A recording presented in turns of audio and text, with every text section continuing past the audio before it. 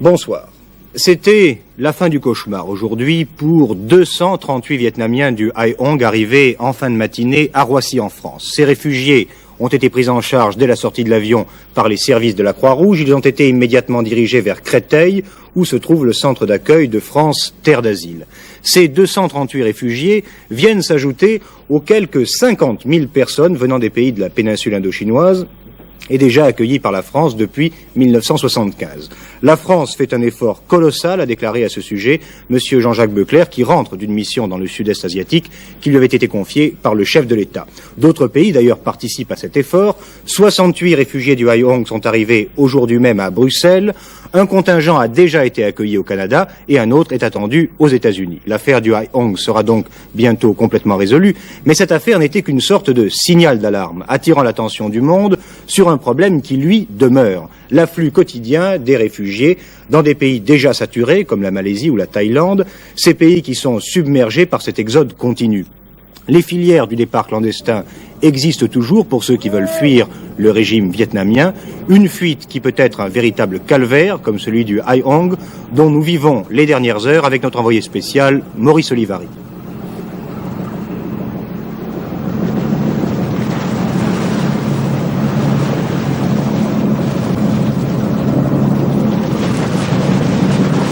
Indésirables, les Vietnamiens du Hai Hong l'ont été jusqu'au bout. Même à l'heure de quitter la Malaisie, il a été interdit à tout journaliste d'approcher le moindre réfugié. Un peu comme si l'on voulait ici en finir le plus vite possible et surtout sans trop de bruit. Pour les 222 Vietnamiens accueillis par la France, ce départ met fin à une aventure qui aurait duré en tout 38 jours. 5 semaines, dont 4 immobilisés sous le soleil écrasant de la Malaisie. 222 quittent le Hai Hong, 16 autres venus de la côte Est les rejoindront à l'aéroport. La France accueille d'un seul coup 238 personnes. Avec leurs 62 enfants, ces hommes et ces femmes sont arrivés ce matin à Roissy. Pris en charge dès leur arrivée par les services de la Croix-Rouge, seules 8 personnes ont été hospitalisées. Les autres ont été conduites en autocar au centre d'accueil de France Terre d'Asile à Créteil.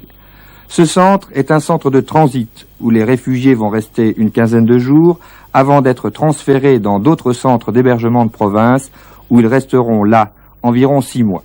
À l'issue de cette période, on estime que 80 à 90% de ces réfugiés auront trouvé un logement et un emploi. Il faut dire que beaucoup d'entre eux n'appartenaient pas, semble-t-il, à la classe la plus défavorisée dans leur pays. Est-ce que ces gens vous posent plus de problèmes que les autres, ceux qui arrivent couramment au cours des mois? Oui, ils nous posent plus de problèmes pour une double raison. La première, c'est à cause du nombre important en un seul contingent.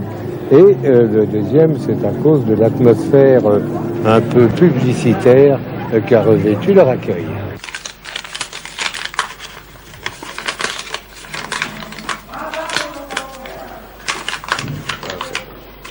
Oui, c'est C'est ça. Elle est là.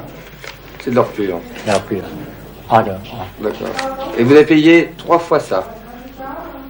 Avant de partir, avant de monter sur le bateau de pêche, on doit payer aux polices. Et combien vous payez? Le prix est varié. Combien vous avez payé, vous? Vous êtes parti avec 3. Combien vous avez payé? 5. Vous êtes 5? Nous sommes 5. Nous payons au moins 20 ans. Pourquoi il est parti? Oui.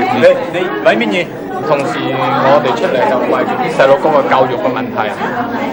Principalement parce que la vie est tellement difficile qu'on n'a plus aucun avenir, on nous a tout pris, si bien que nous avons préféré tout quitter pour avoir la moindre liberté, en quête de liberté.